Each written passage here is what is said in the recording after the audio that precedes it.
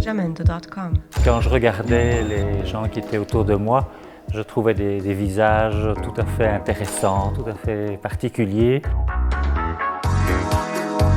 Jamendo.com.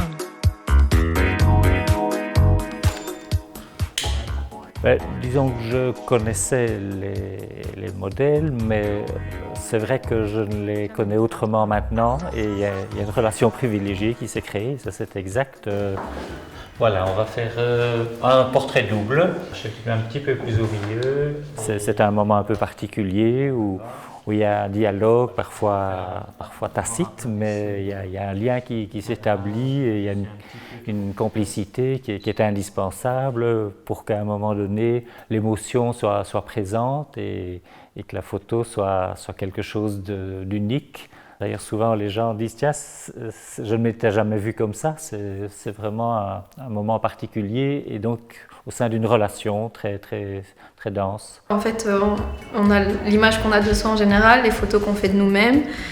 Et après, voir le regard de quelqu'un d'autre sur nos photos, c'est assez surprenant, on va dire. Parce qu'on se dit, bon, allez, on va faire des photos. Du coup, on se dit, allez, on va faire des photos entre copines. Et en fait, ça a pris quand même pas mal de temps et d'énergie. Très bien. Ne bougez pas, c'est moi qui bouge. C'est vrai que c'est intéressant et puis après on apprend aussi à apprivoiser cette image de nous en regardant à plusieurs reprises la photo, en se voyant en grand, en noir et blanc ça change aussi.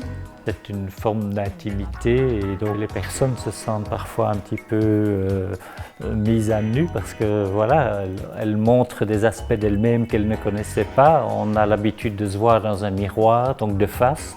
Dans la mesure où la photo est réussie et est une belle image de la personne, une belle expression, une émotion particulière, les gens en général sont très contents de se retrouver là, même si c'est une surprise pour eux.